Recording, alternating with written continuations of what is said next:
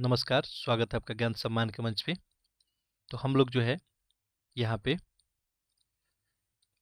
NCERT पढ़ रहे थे और एनसीईआरटी में जो हम लोग यहाँ पे स्टार्ट किए हैं अभी, ये है इतिहास। और इतिहास में यदि बात करें तो हम लोग क्लास 6 का इतिहास देख रहे हैं और इस क्रम में हम लोग यहाँ पे ध्यान देंगे। तो हम लोग जो है पहला अध्याय क्या, कब, कहाँ और कैसे, आरंभिक मानव की खोज में, भोजन संग्रह से उत्पादन तक, आरंभिक नगर, क्या बताती है हमें किताबें और कब्रें, राजा राज्य और एक प्राचीन गणराज्य, नए प्रश्न और नए विचार। तो ये इतना हम लोग कंप्लीट कर लिए हैं। आज हम देखेंगे यूनिट 8 अध्याय 8 अशोक एक अनोखा सम्राट जिसने युद्धों का त्याग किया। तो ये आपको अशोक जो है एक महान सम्राट थे, ये लास्ट में युद्ध का त्याग कर दिए थे। तो इन्हीं का हम आज एक संक्षिप्त कहानी देखेंगे, ठीक है। बाकी डिटेल तो हम लोग आगे चल के देखेंगे। तो जो लोग भी लेक्चर नंबर 1 से लेके 7 तक नहीं देखे हैं तो आपको मैं बता देता हूँ, ठीक है। आप क्या करेंगे कि यूट्यूब आपको ऑप्शन देता है, आप 1.25 करके और इसको सुन लेंगे, फिर इसके बाद इस लेक्चर को सुनेंगे। देखें क्या है कि बहुत सारी बातें जो है अगली यूनिट में आपको इस्तेमाल की जाती है और मैं आपको पहले दिन ही बताया था कि आखिर इतिहास है क्या। तो इतिहास केवल तथ्यों को जानना नहीं है, केवल जो है ईयर याद करना नहीं है कि कब, कहाँ, कैसे, क्या हुआ था। इतिहास जो है एक बदलाव यानी चेंज को हम इतिहास बोलते हैं। तो यदि आप देखेंगे कि वैदिक युग और हड़प्पा सभ्यता की हम बात किए हैं तो आप देखेंगे इसमें क्या चेंज है, इसी चेंज का तो स्टडी करना है। अभी हम लोग देखेंगे अशोक जो मौर्य साम्राज्य की बात करता है, ठीक है। तो मौर्य साम्राज्य और गुप्त जो आगे हम लोग पढ़ेंगे इसमें आखिर क्या चेंजेज हुआ है। तो इसी चेंजेज को आपको जानना है और यही क्या है, इतिहास है। यानी टाइम के साथ जो भी बदलाव आया है हमारे समाज में, ठीक है, समय के साथ जो भी बदलाव आया है वही क्या है, इतिहास है। मैं बार बार आपको बताता हूँ, ठीक है। तो इतिहास एक आपके लिए बोझ नहीं है, सिंपली जाने जैसे आज जो है 2023 है, ठीक है। तो 2023 में आज जो है समाज की क्या स्थिति है, हमारा समाज कैसा है, हमारी धार्मिक स्थिति कैसी है, हमारा अर्थव्यवस्था का क्या स्थिति है। और हम बात करेंगे अभी से 50 साल बाद यानी 2000 मान लीजिए 83 में, तो आप देखेंगे कि 2023 से 83 में क्या चेंजेज आए। अर्थव्यवस्था में देखेंगे काफ़ी चेंजेज आपको देखने को मिलेगा, ठीक है। समाज की स्थिति में भी बदलाव मिलेगा, ठीक है। धर्म में भी आपको बदलाव मिलेगा। तो आपको एक बदलाव मिलेगा और इसी बदलाव का अध्ययन क्या कहलाएगा, इतिहास कहलाएगा। चलिए, तो आप जाके लेक्चर को जो है सुनेंगे, ठीक है। बाकी इसके अलावा इस चैनल पे आपके लिए बहुत सारी चीज़ अभी अवेलेबल है, ठीक है। यहाँ पे जो है इसके पैरेलल में करंट अफेयर का एक सीरीज चल रहा है। आपको पता ही है करंट अफेयर का क्या इंपॉर्टेंस है आज एग्जाम में, तो प्लेलिस्ट में आप जाके देख लेंगे, ठीक है। प्रतियोगिता दर्पण का आप करंट अफेयर देखेंगे, ठीक है, प्रतियोगिता दर्पण, यही सीरीज आप जाके देखेंगे। काफ़ी जो है आपके लिए महत्वपूर्ण है, काफ़ी डिटेल में डिस्कशन किया जाता है। और मैं जब भी जो भी टॉपिक पढ़ाऊँगा तो मैं पहले ही आपको बताया हूँ, हमारा अप्रोच जो है 360 डिग्री यहाँ रहने वाला है। यानी हमारी निगाहें जो है बिल्कुल पारखी और मल्टी डायमेंशनल होगी, बहुयामी दृष्टिकोण रहेगा कि क्या क्या यहाँ से बन सकता है। चलिए, तो आप जाके इस चैनल पे प्लेलिस्ट में देख सकते हैं, ठीक है। इसके अलावा यहाँ पे मैथमेटिक्स का जो है आपको लेक्चर अपलोड किया गया है, ठीक है, अर्थमेटिक पर्सन का, तो वो भी आप देख सकते हैं। इसके अलावा फिजिक्स का लेक्चर यहाँ पे अपलोड है, तो आप जाके देख सकते हैं प्लेलिस्ट में, ठीक है। मैं लिंक जो है सारा चीज़ का आपको यहाँ पे प्रोवाइड कर दूंगा। और एक रीजनिंग का यहाँ पे आज आपको बात करूँ मैं, तो रीजनिंग का लेक्चर भी जो है आपको अभी अपलोड हुआ है। तो अभी अभी हाल फिलहाल इसका भी लेक्चर यहाँ पे अपलोड किया गया है, तो रीजनिंग का लेक्चर भी आप जाके देख सकते हैं, ठीक है। ये जो है आपको केवल 4 घंटे में बताया गया है। तो प्ले लिस्ट में जाएंगे आप जैसे ही, तो आपको एक रीजनिंग सेक्शन दिखेगा यहाँ पे, ठीक है। उस वीडियो को आप जाके देख सकते हैं। केवल 4 घंटे में आपको पूरा रीजनिंग कराया गया है विथ क्वेश्चन, ठीक है। तो इससे कम टाइम में आपको रीजनिंग का वीडियो अभी अवेलेबल नहीं मिलेगा, तो इसे जाके देखेंगे, आपका सारा रिवीजन जो है पूरा हो जाएगा। चलिए, चैनल पे जो लोग भी नए होंगे चैनल को सब्सक्राइब तो आप कर ही लेंगे, और साथ ही साथ जो भी पढ़ने लिखने वाले लोग हैं उन तक इसको ज़रूर पहुँचाएँगे। और आपका जो भी डिमांड होगा, जो भी डिमांडिंग टॉपिक होगा, हम उस पर भी लेक्चर ज़रूर बनाएंगे। तो आप कमेंट बॉक्स में लिखेंगे, ठीक है। जैसे कुछ लोग का अभी कमेंट आया हुआ है, ठीक है, कि करंट अफेयर का जो है साप्ताहिक वीडियो बनाया जाए, तो हम उस पर काम करेंगे, ठीक है। आपके लिए सबसे बेस्ट जो है वीडियो लेके आएंगे आगे आने वाले समय में। तो आपका जो भी डिमांड है आप ज़रूर रखेंगे। यदि जो भी आप टॉपिक पढ़ रहे हैं, जैसे ये यूनिट आप पढ़ रहे हैं, तो इसमें यदि कोई डाउट होता है तो आप कमेंट बॉक्स में ज़रूर लिखेंगे। कोई आपको टर्म नहीं समझ में आती है तो ज़रूर लिखेंगे, मैं उस टर्म को जो है आगे आने वाले लेक्चर में बता दिया करूँगा। चलिए, तो हम लोग आज देखेंगे अशोक एक अनोखा सम्राट, ठीक है। तो हम लोग क्या देखने वाले हैं, अशोक एक अनोखा सम्राट। और बाकी जो मैं आपको बताया हूँ आंसर राइटिंग आप करते रहेंगे, बिल्कुल भूलेंगे नहीं, ठीक है। तो छोटे छोटे जो भी क्वेश्चन है इसका आंसर करेंगे, ठीक है। और यहीं से जो है आपका आंसर राइटिंग का एक शुरुआत हो जाएगा और आपको पता नहीं चलेगा कब आप आंसर राइटिंग करने लगे, ठीक है। तो आपको कोई प्रॉब्लम नहीं आने वाली है, ठीक है। तो इस यूनिट का सबसे पहले हम लोग क्वेश्चन देख लेते हैं कि आखिर क्वेश्चन जो है क्या क्या पूछा गया है, ठीक है। चलिए देख लेते हैं हम इसे सबसे पहले, इसके बाद फिर हम लोग यूनिट पे आते हैं। देखें, तो यहाँ पे जो है कुछ क्वेश्चन दिया गया है। देखिए, उन समस्याओं का सूची बनाओ जिनका समाधान अशोक धम्म के द्वारा करना चाहते थे। तो अशोक का धम्म क्या था, अशोक धम्म के द्वारा क्या करना चाहते थे। धम्म के प्रचार के लिए अशोक ने किन साधनों का प्रयोग किया है, ठीक है। तो इस पे भी आपका ध्यान होना चाहिए। तुम्हारे अनुसार दासों और नौकरों के साथ बुरा व्यवहार क्यों किया जाता होगा। क्या तुम्हें ऐसा लगता है कि सम्राट के आदेशों से उनकी स्थिति में सुधार हुआ होगा। अपने जवाब के लिए कारण बताइए। तो ये भी आपको बताना है।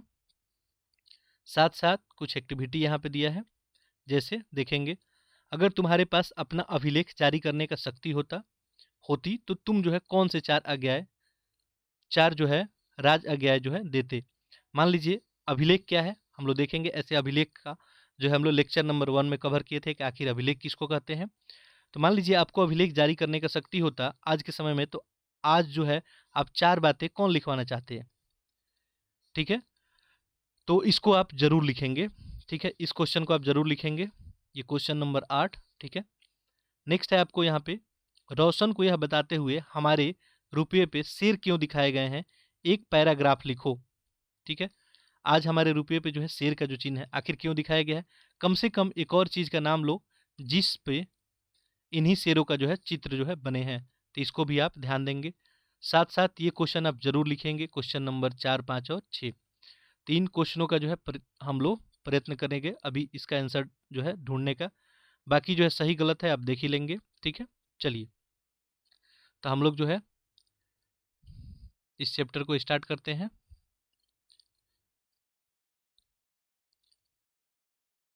तो छोटी छोटी घटनाएं हैं, बट आपके लिए जो है काफ़ी ये आगे चल के बड़ी घटना साबित होगी। चलिए, तो देखते हैं, अशोक एक अनोखा सम्राट जिसने युद्धों का जो है परित्याग किया, ठीक है। देखिए, रोशन का एक क्वेश्चन है, तो एनसीईआरटी लिखने का ये तरीका ही है। नया एनसीईआरटी जब लिखा गया है, एनसीएफ जब से आपको 2005 आया है, तो एनसीईआरटी लिखने का एक तरीका बदला। और उस तरीके में आप देखेंगे कि हर एक चैप्टर में आपको एक प्रश्न होगा। रोशन के रुपये, जन्मदिन पे जो है रोशन को दादाजी से कड़क नोट मिले। उसने उन्हें अपने हाथ में दबा रखा था। उसे एक नया जो है कैसेट खरीदने का मन था, लेकिन साथ ही वह बिल्कुल नए कड़क नोटों को देखना और छूकर महसूस करना चाहती थी। तभी उसने पाया कि सभी नोटों में दाहिने तरफ गांधी जी का मुस्कुराता चेहरा बना हुआ था और बाईं तरफ एक छोटे छोटे जो है शेर चित्रित थे। उसने सोचा आखिर ये शेर क्यों बने हुए हैं, ठीक है, आखिर ये क्यों बनाए गए हैं। तो इसी का हम लोग आंसर जो है ढूंढेंगे। चलिए, तो देखते हैं, एक बहुत बड़ा राज्य, एक साम्राज्य। हम जिन शेरों को चित्र और रुपये पैसे में देखते हैं उनका एक लंबा इतिहास है। उन्हें पत्थरों को काटकर बनाया गया और फिर उन्हें सारनाथ में एक विशाल स्तंभ पे स्थापित किया गया था। इस विषय में तुमने अध्याय 6 में पढ़ा। अध्याय हम लोग 7 में पढ़ेंगे, ठीक है, ध्यान देंगे, डिटेल में पढ़ेंगे। तो कुछ हम लोग एक्चुअली में पहले पढ़ चुके हैं, ठीक है। तो अध्याय 7 तो हम लोग पिछले यूनिट में देखे हैं, हम लोग अभी अध्याय 8 में हैं। ठीक है, तो देखें यहाँ पे आपको इमेज दिखाया गया है। ठीक है, इससे पहले देख लेते हैं, इतिहास के महानतम राजाओं में से एक अशोक के निर्देश पे इसके जैसे कई स्तंभ और पत्थरों पे अभिलेख उत्तीर्ण किए गए थे। अब अभिलेख क्या होता है आप सभी को पता ही है। ठीक है, पत्थरों पे जो लिखा हुआ लेख होता है, या पत्थर जैसे जो हार्ड जो है सरफेस हुआ करते थे। ठीक है, तो उस पर लेख लिखाया जाता था, उसे ही हम अभिलेख बोलते थे। तो इतिहास के महान राजा एक अशोक थे, इनके निर्देश पे कई अभिलेख लिखवाए गए थे। इसके पहले से हमें यह इससे पहले हम यह जाने कि इन अभिलेखों में क्या लिखा है, ये समझने की कोशिश करें कि उनके राज्य को साम्राज्य क्यों कहा गया। ठीक है, आखिर क्यों कहा जाता है उनके राज्य को साम्राज्य। तो ये आपके लिए क्वेश्चन है, इसका हम लोग आंसर अभी ढूंढेंगे कि आखिर अशोक के राज्य को साम्राज्य क्यों कहा गया। ठीक है, अशोक जिस साम्राज्य पे शासन करते थे उसकी स्थापना उसके दादा चंद्रगुप्त मौर्य ने लगभग 2300 साल पहले की थी। चाणक्य या कौटिल्य नाम के एक बुद्धिमान व्यक्ति ने चंद्रगुप्त की सहायता की थी, और चाणक्य ने कई जो है विचार हमें अर्थशास्त्र के माध्यम से दी हुई है। तो यहाँ पे देखेंगे ये शेरों वाला जो है स्तंभ है जो सारनाथ में स्थापित है, आपको इमेज में दिख ही रहा होगा। ठीक है, तो यही स्तंभ है और यही हमारे रुपये पे इसका चिन्ह होता है। तो ये क्वेश्चन था रोशन का कि आखिर ऐसा क्यों और ये दिखाने का क्या पर्पस है। साथ साथ ये अशोक के जो है राज्य को हम साम्राज्य क्यों कहते हैं, दूसरा क्वेश्चन है। इस दोनों प्रश्न का उत्तर आप लिखेंगे। देखें, वंश के बारे में देखते हैं हम लोग। वंश क्या होता है, जब एक ही परिवार के कई सदस्य एक के बाद एक राजा बनते हैं और उन्हें एक ही वंश का कहा जाता है। मौर्य वंश में 3 महत्वपूर्ण राजा हुए, चंद्रगुप्त, उसका बेटा बिंदुसार और फिर बिंदुसार का पुत्र अशोक। तो देखिए, जब एक ही परिवार के सदस्य जो है कंटिन्यूअस, यानी जैसे चंद्रगुप्त राजा बने, फिर इनके पुत्र जो है बिंदुसार, फिर इसके बाद बिंदुसार के बाद अशोक, तो ये सीरीज ऐसा चलता रहा, तो इसे हम वंश नाम देते हैं। तो ये मौर्य वंश के सारे लोग राजा हो गए, ये महत्वपूर्ण राजा थे। ठीक है, चलिए बाकी मौर्य के बारे में डिटेल हम लोग देखेंगे। ठीक है, अभी ये चूंकि ये क्लास जो है 6 है, तो यहाँ पे आपको बहुत डेप्थ में जानकारी तो नहीं मिलेगी, लेकिन यहाँ पे कभी कभी जो है बहुत ही आपको बेहतरीन फैक्ट देखने को मिलेगा। देखिए नेक्स्ट, साम्राज्य में बहुत से नगर थे। ठीक है, बहुत से नगर थे साम्राज्य में, ध्यान देंगे। मानचित्र में उन्हें काले बिंदुओं से दिखाया गया है, ध्यान देंगे। इन्हें साम्राज्य की राजधानी जो है पाटलिपुत्र, उज्जैन, तक्षशिला जैसे नगर जो है प्रमुख थे। तक्षशिला उत्तर पश्चिम और मध्य एशिया के लिए आने जाने का मार्ग था। दूसरी तरफ उज्जैन जो है उत्तरी भारत से दक्षिणी भारत जाने के रास्ते में पड़ता था। शायद नगरों में व्यापारी, सरकारी अधिकारी और शिल्पकार रहा करते थे। तो देखेंगे यहाँ पे पाटलिपुत्र जो है इस साम्राज्य की राजधानी था। उज्जैन और तक्षशिला भी इसमें प्रमुख नगर थे। तक्षशिला जो है आपको अभी दिखेगा उत्तर पश्चिम में। ठीक है, मध्य एशिया के लिए मार्ग जो है प्रशस्त करता था, ये जाने का काम करता था यहाँ से मार्ग। उज्जैन जो है उत्तर भारत को दक्षिण भारत से जोड़ता था। साम्राज्य के बहुत बड़े क्षेत्रों में किसानों और पशुपालकों के गांव बसे हुए थे। ठीक है, ध्यान देंगे। तो साम्राज्य में जो है किसान और पशुपालकों को जो है गांव आपको बसे हुआ करते थे।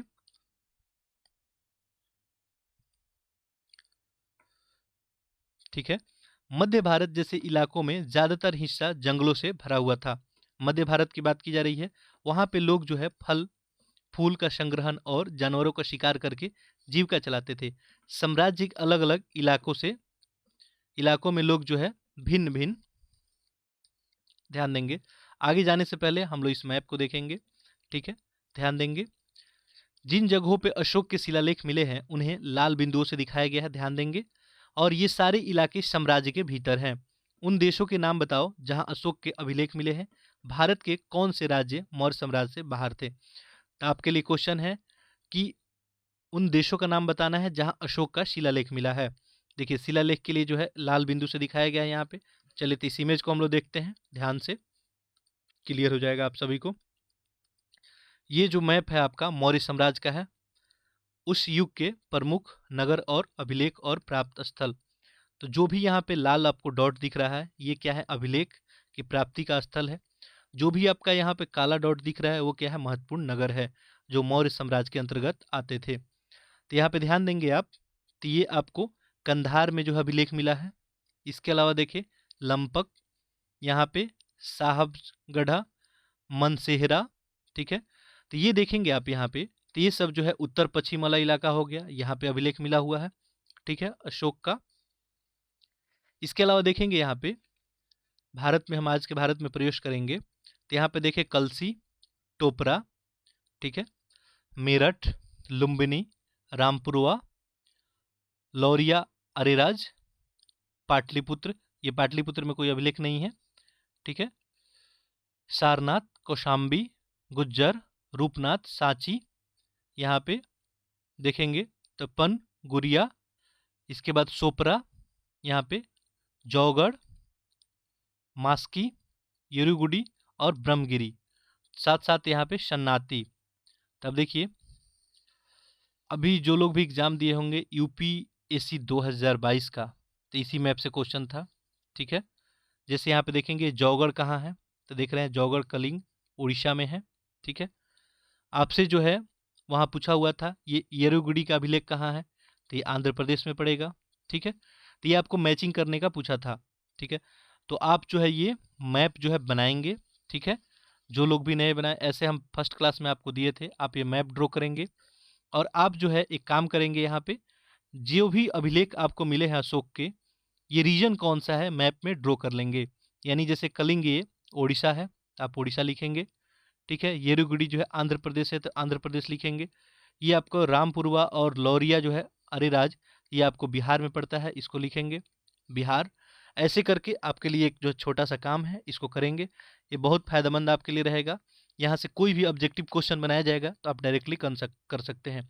साथ साथ ये पाकिस्तान और अफगानिस्तान क्षेत्र वाला जो है अभिलेख, इनको भी जरूर ध्यान में रखेंगे।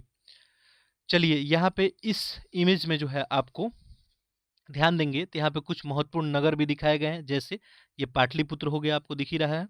इसके अलावा उज्जैन आपको दिख रहा है, तक्षशिला दिख रहा है, ये उस टाइम के जो है महत्वपूर्ण नगर थे। तो आप देख सकते हैं कि मौर्य साम्राज्य जो है कहाँ तक फैला हुआ है। ये पाटलिपुत्र से यहाँ पे देखें तक्षशिला होते हुए उज्जैन, ठीक है।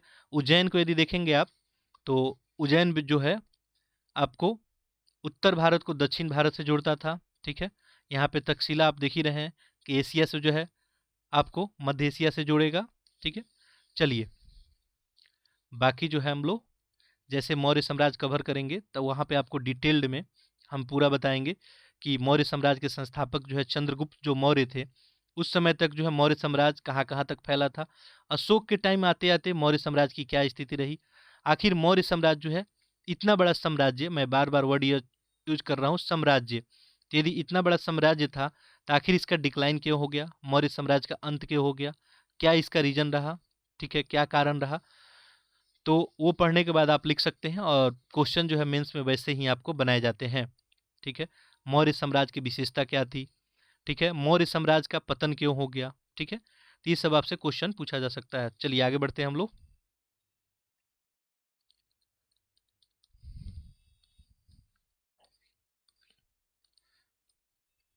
तो हम लोग देख रहे थे भाषाएं लोग बोलते थे, वे लोग जो है शायद अलग अलग प्रकार के भोजन करते थे, यहाँ तक कि अलग अलग किस्म के पोशाक भी पहनते थे। ये देखिए बात किसकी हो रही थी, ध्यान देंगे तो किनके बारे में हम लोग बात कर रहे थे कि साम्राज्य के अलग अलग इलाकों में जो है लोग भिन्न भिन्न प्रकार के लोग रहते थे। आप देख ही रहे हैं, आप मैप में आप देख सकते हैं कि आप बताइए कि जो इस एरिया में लोग रह रहे हैं इनका भाषा कुछ अलग होगा, ठीक है। यहाँ पे रहने वाले लोगों का भाषा कुछ अलग होगा, यहाँ पे कुछ अलग होगा, यहाँ पे कुछ अलग होगा, तो वही बता रहा है। और भारत तो हमारा आपको पता ही है कि मिश्रित कल्चर है यहाँ पे, तो यहाँ पे जो है भाषाएं भी बहुत सारी हैं, ठीक है। अलग अलग प्रकार के भोजन भी है हमारे देश में, अलग अलग किस्म के पोशाक भी हैं। तो भारत जो है पूरा मिश्रित और एक सुंदर कल्चर है भारत का, ठीक है। भारत जो है विविधताओं का एक देश है और विविधताओं में हम लोग जो है एक होके आगे जो है बढ़ने का प्रयत्न कर रहे हैं। नेक्स्ट देखिए, राज्य साम्राज्य से कैसे भिन्न है। तो आपका क्वेश्चन था कि आखिर जो है अशोक के राज्य को साम्राज्य क्यों बोला गया। तो यहाँ पे क्वेश्चन ये है कि बताएं कि राज्य जो है साम्राज्य से कैसे अलग है, ठीक है। इसको लिखेंगे, देखिए चूंकि साम्राज्य राज्यों से बहुत बड़े होते हैं और उनकी रक्षा के लिए बड़ी सेनाएं की जरूरत होती है। ठीक है, साम्राज्य जो है राज्य से बहुत बड़े होते हैं, एक साम्राज्य में बहुत सारा राज्य आ जाएगा, इसीलिए सम्राटों को राजाओं के तुलना में ज़्यादा संसाधनों की जरूरत होती थी। यानी एक साम्राज्य को कंट्रोल करना है तो आप सोच सकते हैं, एक देश को कंट्रोल करना है तो एक आपका सिस्टम है, एक सेटअप है।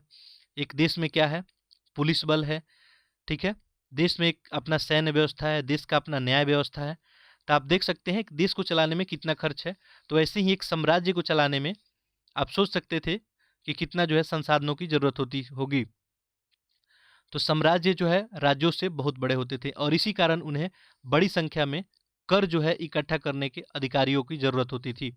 टैक्स भी वसूलते थे वो, तो टैक्स सिस्टम से चलता था। आग देखते हैं हम लोग साम्राज्य का प्रशासन। साम्राज्य का प्रशासन कैसा होता था, यानी हम लोग बात कर रहे हैं यहाँ पे मौर्य साम्राज्य की। चूंकि मौर्य साम्राज्य बहुत बड़ा था, इसलिए अलग अलग हिस्सों पे अलग अलग ढंग से शासन किया जाता था।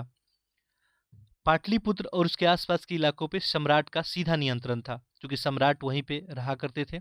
इसका मतलब ये हुआ कि इस इलाके के गांव और शहरों के किसानों, पशुपालकों, शिल्पकारों और व्यापारियों से कर इकट्ठा करने के लिए राजा अधिकारियों की नियुक्ति करता होगा।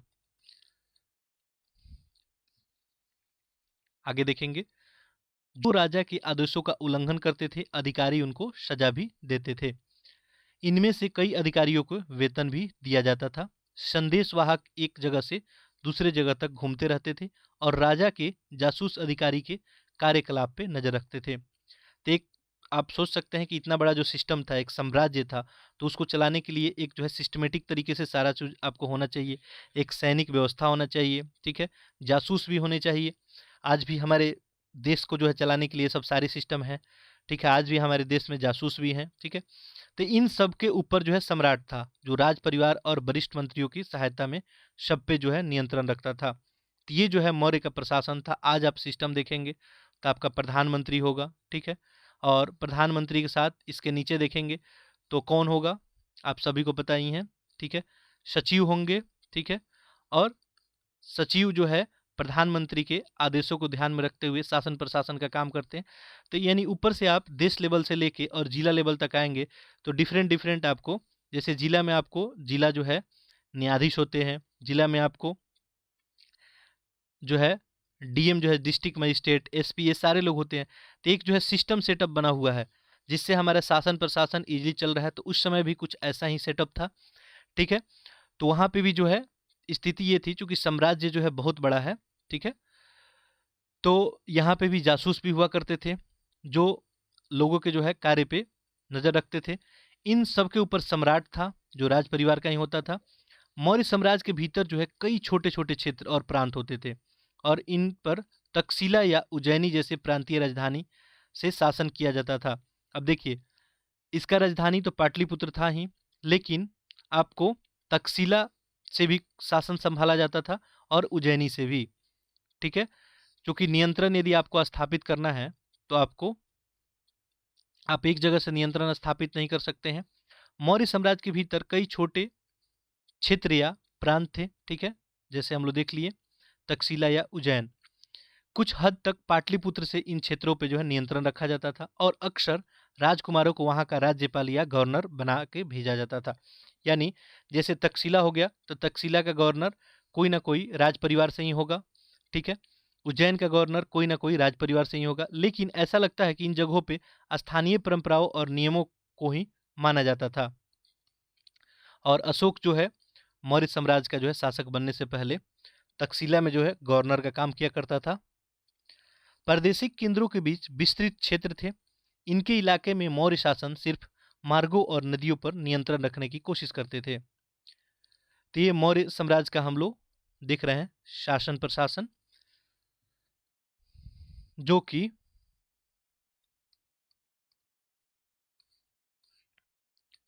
ध्यान देंगे जो कि आवागमन के लिए महत्वपूर्ण थे। यहाँ से उन्हें जो भी संसाधन कर और भेंट के रूप में मिलते थे उसे इकट्ठा किया जाता था। उदाहरण के लिए अर्थशास्त्र में लिखा है कि उत्तर पश्चिम कंबल के लिए और दक्षिण भारत सोने और कीमती पत्थर के लिए प्रसिद्ध था। संभवतः संसाधन नजराने के रूप में इकट्ठे किए जाते थे। तो ये नजराना क्या होता है हम लोग देख लेते हैं। नजराना हम लोग किसको बोलते हैं आखिर, देखें तो जहां कर नियमित ढंग से इकट्ठे किए जाते थे, वहीं नजराना जो है अनियमित रूप से जबकि संभव हो जब भी संभव हो इकट्ठा किया जाता था। ऐसे नजराने विविध पदार्थों के रूप में प्रायः ऐसे लोगों से लिए जाते थे जो स्वेच्छा से इसे देते थे। तो आज भी होता है, आप सुने होंगे नजराना पेश किया जा रहा है। तो ये नजराना जो है ये नियमित रूप से जो है नहीं दिया जाता था, ठीक है। नजराने के रूप जो है वस्तुओं का इकट्ठा किया जाता था, जैसे मान लीजिए कोई सोना दे दिया, कीमती पत्थर दे दिया, ठीक है, कोई संसाधन दे दिया वहाँ का, ठीक है, तो इसको हम नजराना बोलते थे, ठीक है। चलिए आगे देखते हैं। राजधानी में सम्राट, तो मेगस्थनीज चंद्रगुप्त के दरबार में पश्चिम एशिया के यूनानी राज सेलूकस निकेटर का राजदूत था। ये मेगस्थनीज की कहानी है। मेगस्थनीज क्या था, चंद्रगुप्त के दरबार में रहता था। ये पश्चिमी एशिया के यूनानी जो है राजा सेलूकस निकेटर का क्या था, ये राजदूत था। मेगस्थनीज ने जो कुछ देखा उसका विवरण है। देखिए मौर्य साम्राज्य के बारे में मेगस्थनीज का अपना एक ओपिनियन है, क्योंकि मेगस्थनीज मौर्य साम्राज्य में रहता था, ठीक है। तो उसने क्या क्या लिखा, क्या क्या देखा उस समय, ठीक है, उसी के बारे में एक यहाँ पे विवरण है छोटा सा। यहाँ हम उसके विवरण का एक अंश देख रहे हैं। सम्राट का जनता के सामने आने के अवसरों पर शोभा यात्रा के रूप में जश्न मनाया जाता था। ये मेगस्थनीज वर्णन कर रहा है कि जब भी सम्राट जो है जनता के सामने आते थे तो एक शोभा यात्रा निकाला जाता था और इसमें जश्न मनाया जाता था। उन्हें एक सोने की पालकी में ले जाया जाता था। सम्राट की बात हो रही है। उनके अंगरक्षक सोने और चांदी से अलंकृत हाथियों पर सवार रहते थे। कुछ अंगरक्षक पेड़ों को लेकर चलते, यहाँ पे पेड़ों को लेकर चलते हैं। इन पेड़ों पे प्रशिक्षित तोतों का एक झुंड रहता था जो सम्राट के सिर के चारों तरफ चक्कर लगाता रहता था। ये जो है स्टेटमेंट किसका है, मेगस्थनीज का है। राजा सामान्यतः हथियारबंद महिलाओं से घिरे होते थे। वे हमेशा इस बात से डरे रहते थे कि कहीं कोई उनकी हत्या करने की कोशिश न करे।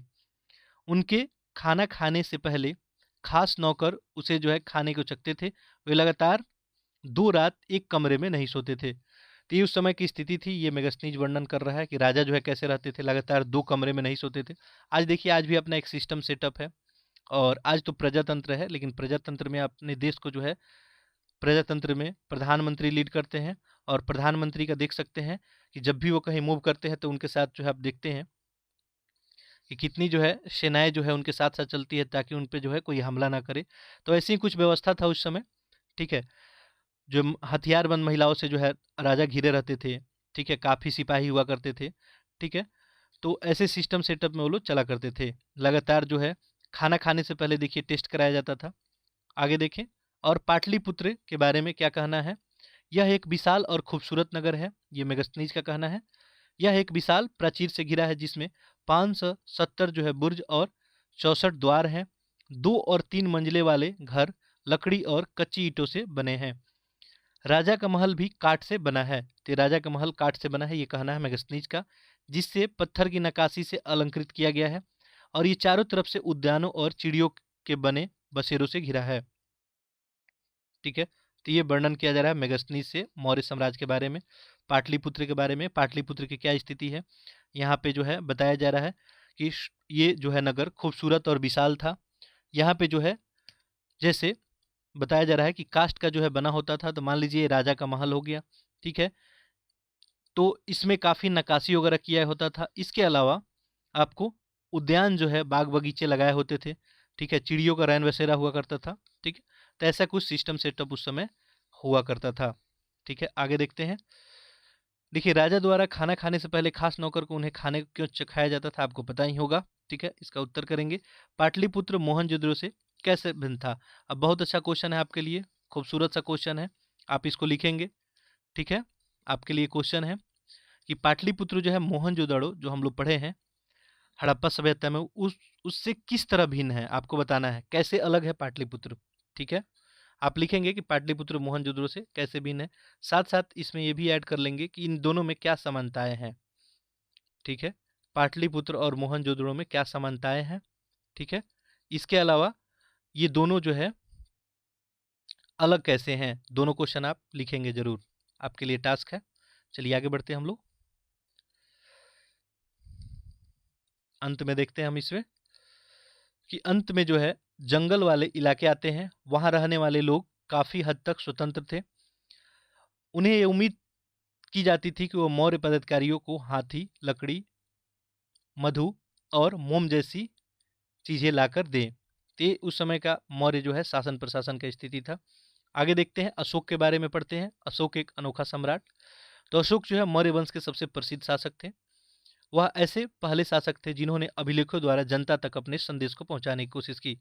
अब देखिए, आज भी अपने संदेश को जो है हमारे देश में जो है प्रधानमंत्री के द्वारा पहुंचाने की कोशिश किया जाता है। जैसे रेडियो एक कार्यक्रम चलता है, तो उस समय रेडियो कुछ हुआ नहीं करता था, ठीक है।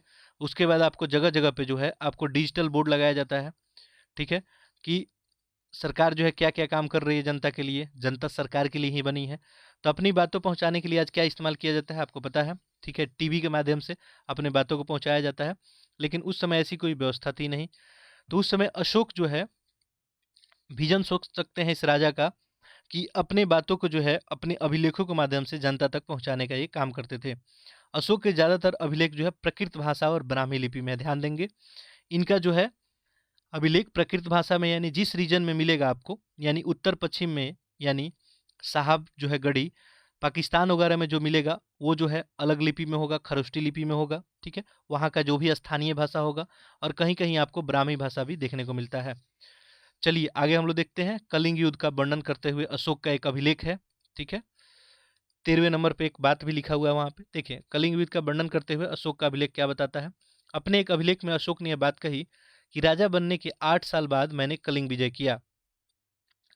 200 जो है देखेंगे तो ध्यान देंगे, अशोक जो है 269 ईसा पूर्व लगभग गद्दी पर बैठे, और 261 ईसा पूर्व जो है वो कलिंग युद्ध लड़े थे, लगभग जो है 8 साल बाद, ठीक है।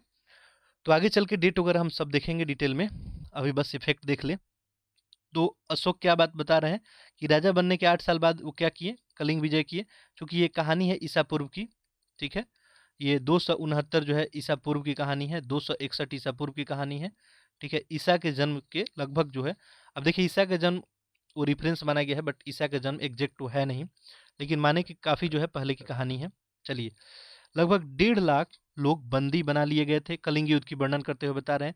1 लाख से ज़्यादा लोग मारे गए थे, और इससे मुझे अपार दुख हुआ, ठीक है। अब देखिए कलिंग जो है, कलिंग विजय आखिर इतना महत्वपूर्ण क्यों था, क्योंकि दक्षिण का द्वार था, ठीक है। तो उसे अपने जो है शासन प्रशासन में जो है अपने स्थिति को सुदृढ़ करने के लिए ऐसा किया गया। लेकिन ऐसा करना, जो 1 लाख से ज़्यादा लोग मारे गए, ठीक है, तो इससे उनको अपार दुख हुआ।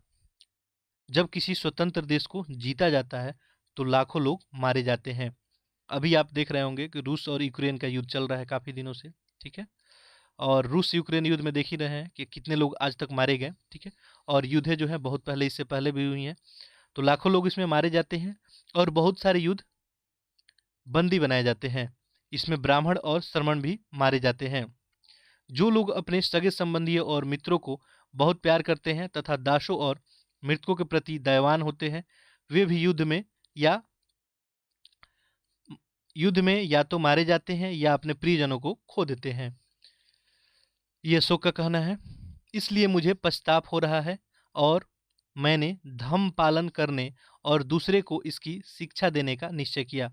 तो अशोक का जो है उसके बाद सोच बदला, और अशोक जो है इसके बाद अपना थॉट बदलते हुए, और उनका है कि अब मैं अब धम्म का पालन करूंगा, दूसरे को शिक्षा दूंगा। मैं मानता हूं कि धम्म के माध्यम से लोगों का दिल जीतना बलपूर्वक विजय पाने से ज़्यादा अच्छा है। मैं यह अभिलेख भविष्य के लिए एक संदेश के रूप में इसलिए उत्कीर्ण जो है करा रहा हूँ कि मेरे बाद मेरे बेटे और पोते युद्ध ना करें। इसके बदले उन्हें ये सोचना चाहिए कि धर्म को कैसे बढ़ाया जाए, यानी धर्म के माध्यम से अपने विचारों को, अपने बातों को मनवा ले, ठीक है। इसके लिए युद्ध ना करें, ये अशोक का जो है विचार था। ध्यान देंगे, कलिंग की लड़ाई की बात करें तो कलिंग की लड़ाई से युद्ध को लेकर अशोक के विचारों में कैसे परिवर्तन हुआ, आपको लिखेंगे। ये बहुत अच्छा क्वेश्चन है आपके लिए। कलिंग की लड़ाई से युद्ध को लेकर अशोक के विचार में कैसे परिवर्तन आया, तो आप देख ही पा रहे हैं, अभी हम लोग उत्तर कर चुके हैं इसका। धम्म संस्कृत शब्द धर्म का प्रकृत जो है रूप है। चलिए आगे देखते हैं। आगे देखते हैं अशोक का कलिंग युद्ध। ठीक है, देखिए तो कलिंग आपको पता ही है उड़ीसा में पड़ता है। कलिंग जो है तटवर्ती उड़ीसा का एक प्राचीन नाम है। मानचित्र जो है 5 पृष्ठ संख्या 76 पे देखें, हम लोग कलिंग को वहां पे देखे थे। ठीक है, अशोक ने कलिंग को जीतने के लिए एक युद्ध लड़ा, लेकिन युद्ध जनित हिंसा और खून खराबा देखकर उन्हें युद्ध से जो है वितृष्णा हो गया, और उसके बाद उन्होंने निर्णय लिया कि वो भविष्य में कभी युद्ध नहीं करेंगे। इस युद्ध में इतना खून खराबा हुआ, 1 लाख से ज़्यादा लोग मारे गए। तो आप सोच सकते हैं मानसिक स्थिति क्या रही होगी। और इसके बाद वो अपने विचारों को त्याग करके, तो इसके बाद अशोक का धर्म क्या है देखते हैं हम लोग। अशोक के धर्म में किसी देवता की पूजा अथवा किसी कर्म कांड की आवश्यकता नहीं थी। अशोक का धर्म आखिर क्या था? उन्हें लगता था कि जैसे पिता अपने बच्चों को अच्छे व्यवहार की शिक्षा देते हैं, वैसे ही यह उनका कर्तव्य था कि अपनी प्रजा को निर्देश दे।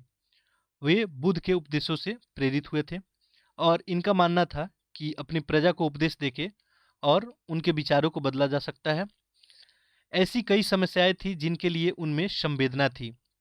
उनके साम्राज्य में अलग अलग धर्मों के मानने वाले लोग थे, और इससे कई बार टकराव पैदा हो जाता था। जानवरों की बलि चढ़ाई जाती थी, दासों और नौकरों के साथ क्रूर व्यवहार किया जाता था। इनके अलावा परिवार में व पड़ोसियों के बीच भी झगड़े होते रहते थे। अशोक ने यह महसूस किया कि इन समस्याओं का निदान उनका कर्तव्य है, और इसलिए उन्होंने धम्म महामात नाम के अधिकारियों की नियुक्ति की, जो जगह जगह जाकर धम्म की जो है शिक्षा देते थे। इसके अतिरिक्त अशोक ने अपने संदेश कई स्थान पे शिलाओं पे और स्तंभों पे खुदवाए। अधिकारियों को यह निर्देश दिया गया कि वे राजा के संदेश को उन लोगों को पढ़कर सुनाएं जो खुद पढ़ नहीं सकते थे। अशोक ने धम्म के विचारों को प्रसारित करने के लिए सीरिया, मिस्र, ग्रीस तथा श्रीलंका में भी दूत भेजे थे। तो अशोक अपने धम्म के प्रचार के लिए देखें कहाँ कहाँ जो है भेजे हैं। चलिए आगे देखते हैं। ये आपको एक उत्कृष्ट जो है पॉलिश वाले पत्थर की इस मूर्ति को देखो। यह बिहार के जो है रामपुरवा में मिले हैं। एक मौर्यकालीन स्तंभ का हिस्सा है। अभी इसे राष्ट्रपति भवन में रखा गया है। ये उस समय का मूर्तिकला का एक अच्छा नमूना है। यानी मौर्य साम्राज्य में आप देखेंगे तो मौर्य टाइम पीरियड में जो है कला की बात करें तो आप देख सकते हैं उस टाइम पीरियड में, यानी आज से इतना वर्ष पहले जो है कला का जो है एक उत्कृष्ट नमूना आपको देखने को मिल रहा है। यहाँ पे देखें, ध्यान देंगे तो यहाँ पे आप ध्यान दें, यहाँ पे जो है ये डिजाइन किया हुआ दरवाजा आपको दिख रहा है। ठीक है, तो आज भी ऐसे दरवाजे डिजाइन किए जाते हैं। यहाँ देखिए आपको एक डिजाइनिंग की गई है। तो उस समय जो है लोग कला से परिचित थे, और मौर्य कला जो है काफ़ी उत्कृष्ट था। मौर्य कला से कभी कभी क्वेश्चन भी पूछा जाता है कि मौर्य कला के बारे में बताएं, मौर्य कला की क्या विशेषता है। तो इसको हम लोग डिटेल में आगे चल के देखेंगे कि मौर्य टाइम पीरियड में जो है कला की क्या स्थिति थी। बाकी यहाँ पे जो भी हम लोग अभी इसको कवर करते हैं। उन्होंने सड़क बनवाई थी, कुएं खुदवाए थे, विश्राम गृह भी बनवाए थे, और इसके अतिरिक्त उन्होंने मनुष्य और जानवरों की चिकित्सा का भी व्यवस्था किया था। अशोक के बारे में बताया जा रहा है वो क्या क्या काम करवाए हैं। सड़क बनवा रहे हैं, कुएं खुदवा रहे हैं। ठीक है, आज देखेंगे आप तो आज भी जो है आज गवर्नमेंट आपको सड़क बनाती है। ठीक है, ठीक है, कुछ एनएच बन रही है, कुछ स्टेट हाईवे बन रही हैं। कुएं खुदवाए जा रहे हैं पानी पीने के लिए। आज जो है आपको नल जल योजना चल रहा है। ठीक है, शुद्ध पेय जो है पहुंचाने के लिए विश्राम गृह भी बनवाए जाते थे। तो ये सब काम हुआ करता था। साथ साथ मनुष्य और जानवरों को चिकित्सा की व्यवस्था भी की गई थी। तो आप सोच सकते हैं कि एक जो है राजा का विजन कितना बड़ा है, और ये काफ़ी पहले की बात की जा रही है। ईसा के जन्म से लगभग मान लीजिए कि 260 साल पहले की बात है ये। 260 साल पहले की बात है ये। तो उस समय उनका क्या विजन रहा होगा, कैसा व्यवस्था रहा होगा, चलिए आगे देखते हैं। अपनी प्रजा के लिए एक अशोक का संदेश है। वो अपना संदेश जो है अभिलेख के माध्यम से लोगों तक पहुंचाते थे। देखते हैं, लोग विभिन्न अवसरों पर अनुसंधान करते हैं। उदाहरण के लिए जब वे बीमार होते हैं, जब उनके बच्चों का विवाह होता है, बच्चों के जन्म पे, और जब यात्रा शुरू करते हैं, तब वे तरह तरह का अनुसंधान करते हैं। ये क्रमकांड किसी काम का नहीं है, ये अशोक का स्टेटमेंट है। इसके बदले यदि लोग दूसरी रीतियों को माने, ठीक है, वे ज़्यादा फलदायी होगा। ये अन्य प्रकार की रीतियाँ क्या है? ये है अपने दासों और नौकरों के साथ अच्छा व्यवहार करना, बड़ों का आदर करना, सभी जीवों पर दया करना, ब्राह्मणों तथा श्रमणों को दान देना। तो यह अशोक का स्टेटमेंट है। अपने धर्म की प्रशंसा या दूसरे के धर्म की निंदा करना, दोनों ही बातें गलत है। हर किसी को दूसरे धर्म का आदर करना चाहिए। यदि कोई अपने धर्म की बड़ाई और दूसरे के धर्म की बुराई करता है तो वास्तव में अपने ही धर्म से ज़्यादा नुकसान पहुंचाता है। और ये स्टेटमेंट आपको यूपीएससी जो है 2018 में डायरेक्ट पूछा गया है। मैं फर्स्ट लेक्चर में आपको दिखाया था, ठीक है। तो बाकी 6 to 12 तक हम जाएंगे तो आप देखेंगे कि कितना क्वेश्चन डायरेक्टली आपको पूछा गया है एनसीईआरटी से। तो ये डायरेक्ट स्टेटमेंट आपको उठा के पूछा गया है। और पूछा गया था कि बताया कि ये स्टेटमेंट कौन दिया है। ऑप्शन में अशोक, ठीक है, महापद्मनंद, ऐसे करके मान लीजिए 2-4 ऑप्शन यहाँ पे थे। तो इसका आंसर अशोक ही होगा। इसलिए हर किसी को दूसरे की धर्म के प्रमुख विश्वासों को समझने की कोशिश करते हुए उसका आदर करना चाहिए। ये अशोक का जो है। आगे देखें, एक और स्टेटमेंट है। भारत के जो है प्रथम प्रधानमंत्री पंडित जवाहरलाल नेहरू ने क्या लिखा था कि उनके धर्मादेश आज भी हमसे एक ऐसी भाषा में बात करते हैं जिन्हें हम समझ सकते हैं और जिनसे हम बहुत कुछ सीख सकते हैं। ये पंडित नेहरू का विचार है। अशोक ने धम्म के विचारों को दूर दूर तक फैलाने के लिए उन बातों को बताया जो आपके अनुसार आज भी प्रासंगिक है। अशोक के संदेश को उन हिस्सों को बताओ जो आज भी प्रासंगिक है। अब देखिए, अशोक जो भी संदेश दिया, आप बताएं कि आज के भी टाइम पीरियड में कौन ऐसी बातें हैं जो आज भी प्रासंगिक है, आज भी काफ़ी ज़्यादा मायने रखती है, ठीक है। तो आप इसको जो है सोचेंगे, बताएंगे, लिखेंगे, ठीक है। चलिए आगे देखते हैं। ब्राह्मी लिपि आधुनिक भारत के ज़्यादातर लिपि है। पिछले सैकड़ों वर्षों में ब्राह्मी लिपि से उत्पन्न हुई है। ये आप और अक्षर को अलग अलग भाषाओं में, लिपियों में देख सकते हैं। देखिए यहाँ पर ध्यान देंगे आप, कुछ आपके लिए अक्षर दिया है। तो यह है आरंभिक ब्राह्मी लिपि, ठीक है। यहाँ पे देवनागरी में अ को देखिए कैसे लिखते हैं, ठीक है। तो यहाँ पे ये सारा जो है अ ही लिखा गया है, लेकिन देखिए आरंभिक ब्राह्मी लिपि में ऐसे लिखा जाता था, देवनागरी में ऐसे, बंगला में अ ऐसे लिखा जाता है, मलयालम में और तमिल में अ को ऐसे लिखते हैं। चलिए आगे बढ़ते हैं। अन्यत्र कुछ इन्फॉर्मेशन है, इसके बाद आपका ये अध्याय समाप्त हो जाएगा। देखें, मौर्य साम्राज्य के उभरने से थोड़ा पहले, लगभग जो है 2400 वर्ष पहले, चीन की में सम्राटों ने चीन की दीवारों का निर्माण शुरू किया था। ये आप जो देख रहे हैं, ये आपको चीन का दीवार दिख रहा है, ठीक है। तो चीन के सम्राटों के द्वारा चीन का दीवार बनाया गया था। इसके बनाने का उद्देश्य उत्तरी सीमा की पशुपालक लोगों की रक्षा करना था। अगले 2000 साल वर्षों तक जो है इस दीवार का निर्माण कार्य चलता रहा, यानी 2000 वर्षों तक जो है आप देखेंगे तो 2400 वर्ष पहले से लेकर 2000 तक चलते रहा, क्योंकि साम्राज्य की सीमाएं बदलती रही। यह दीवार लगभग 6400 किलोमीटर लंबा है। ध्यान देंगे, ये जो दीवार बनाया गया है चीन का दीवार, ये 6400 किलोमीटर लंबा है तथा पत्थर और ईंट से बनी है। इसकी ऊपरी सतह सड़क जैसी चौड़ी है, ठीक है। और ध्यान देंगे तो इसकी ऊपरी सतह की बात कर रहे हैं हम, यानी ये वाला जो देखेंगे यहाँ पे देखिए कितनी चौड़ी है, आपको दिख रही है, ये सड़क जैसी ही है, ठीक है। इस दीवार को बनाने के लिए हजारों लोगों को काम करना पड़ा होगा और हर जो है 100-200 मीटर पे दूरी पे इस पे निगरानी के लिए एक जो है बुर्ज बने हुए हैं, ठीक है। तो जो भी सड़क के किनारे जो है एक छोटा सा आपको रहने के लिए जो प्लेस दिखता है उसी को हम बुर्ज कहते हैं। पड़ोसी देशों के प्रति अशोक का रवैया चीनी सम्राटों के रवैये से कैसे अलग था। अब ध्यान देंगे, ये आपके लिए क्वेश्चन है, आप बताएंगे कि पड़ोसी देशों के प्रति जो है अशोक का जो रवैया था ये चीनी सम्राटों से कैसे आपको अलग था, लिखना है। बाकी हम लोग क्वेश्चन पे आते हैं। तो इसमें कुछ उपयोगी शब्द हम लोग देखें। साम्राज्य क्या होता है, आप इसे लिखेंगे। राजधानी, अधिकारी, संदेशवाहक, प्रांत और धम, ये सब क्या होता है। देखिए, तुम कलिंग में रहती हो, ये कल्पना करना है, और तुम्हारे माँ बाप युद्ध में काफ़ी दुख उठाने पड़े हैं। अभी अभी अशोक के दूत धम्म के लिए विचार को लेकर आए।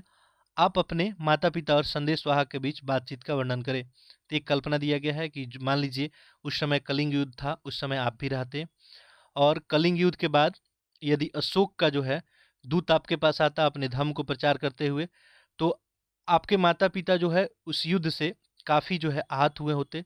तो उस समय आपके माता पिता और उस जो है दूत के बीच में क्या बातचीत होती, ठीक है। अब देखिए, ये क्वेश्चन आपको करना है। मौर्य साम्राज्य के विभिन्न काम धंधों में लगे हुए लोगों की सूची बनाएं। तो ये एक्टिविटी है, इसको आप छोड़ सकते हैं। रिक्त स्थानों की पूर्ति करें, ये आप जरूर सॉल्व करेंगे। जहाँ पे सम्राट का सीधा शासन होता था वहाँ अधिकारी कैसे होते थे, क्या असूलते थे, ठीक है। राजकुमारों को अक्सर प्रांतों के डैश के रूप में भेजा जाता था, ठीक है। तो ये सब आपको क्या करना है यहाँ पे, ये सब आपको यहाँ पे फिल इन द ब्लैंक्स पूरा कर लेंगे आप, ठीक है। नेक्स्ट है, आपको देखेंगे, बताओ कि निम्नलिखित वाक्य सही है या गलत। उज्जैन उत्तर पश्चिम की तरह आवागमन के मार्ग पे था, ये बताना है आपको सही है या गलत है। उज्जैन के बारे में बता रहा है कि उत्तर पश्चिम की तरफ था, तो ये तो स्टेटमेंट ऐसे ही गलत हो गया। आधुनिक पाकिस्तान और अफगानिस्तान के इलाके में मौर्य साम्राज्य के अंदर थे, आपको बताना है सही है या गलत है। तो बिल्कुल ही सही है, ठीक है। तो आप सारे क्वेश्चन को करेंगे। चंद्रगुप्त के विचार अर्थशास्त्र में लिखे हुए हैं, ये क्वेश्चन पूछ रहा है चंद्रगुप्त का विचार अर्थशास्त्र में। हमने देखा था कि अर्थशास्त्र जो है चाणक्य था, तो ये गलत ही हो गया, चाणक्य का था। कलिंग बंगाल का प्राचीन नाम है, तो ये भी गलत हो गया। अशोक के ज्यादातर अभिलेख ब्राह्मी लिपि में है, ठीक है। तो ये सारा स्टेटमेंट आप देखेंगे। इसके अलावा यहाँ पे देखिए कुछ स्टेटमेंट था, उस समय की सूची बनाओ जिसका जो है ध्यान देंगे, जिसका समाधान अशोक धम्म के द्वारा करना चाहते थे। तो अशोक आखिर धम्म चला के क्या करना चाहते थे, देखिए क्या समस्याएं थी उस समय की, ठीक है। क्या समस्याएं थी, अशोक आखिर क्यों जो है धम्म चलाते थे, ठीक है। तो आप इसको लिखेंगे, ठीक है, इस क्वेश्चन को लिखेंगे। आखिर क्या समस्याएं थी, धम्म चलाने के पीछे क्या वजह था, धम्म के प्रचार के लिए अशोक जो है किन साधनों का प्रयोग किया करते थे, ये भी आप लिखेंगे, ठीक है। इसके अलावा जो है, जो हम लोग पहले डिस्कस किए थे कि तुम्हारे पास अगर मान लीजिए अभी अभिलेख जारी करने की शक्ति होती तो तुम जो है 4 बातें कौन से लिखवाते। इन सारे क्वेश्चन को आप लिखेंगे, ठीक है। लिख को और अब क्या करेंगे, टेलीग्राम ग्रुप में जो है सबमिट करेंगे, ठीक है। मैं लिंक दे दूंगा, तो आप जो है एवरी संडे को जो है आप अपना आंसर जो है सबमिट कर सकते हैं। आपको फीडबैक जो है फिर आपको दिया जाएगा। बाकी आप डेली डेली भी वहाँ पर सबमिट करेंगे, बाकी फीडबैक जो है आपको संडे को प्रोवाइड किया जाएगा। चलिए, तो आप लेक्चर को जो है अधिक से अधिक शेयर करें, ठीक है। आप सभी अधिक से अधिक लोग तक पहुंचाने का काम करें ताकि कोई भी आप कंसेप्ट से वंचित ना रहे। देखिए किताब पढ़ना, ठीक है, किताब पढ़ना होता है एक टर्म, ठीक है, एक टर्म होता है पढ़ना, एक टर्म होता है आपको समझना, ठीक है। तो जब तक आप किताब को आत्मसात नहीं करेंगे, ठीक है, जब तक आप किताब को आत्मसात नहीं करेंगे तब तक आपको जो है कंसेप्ट क्लियरिटी नहीं आएगी। तो हम लोग यहाँ पे किताब को पढ़ ही नहीं रहे हैं, उसको समझने का प्रयत्न कर रहे हैं और समझने के साथ उसको हम आत्मसात भी करेंगे।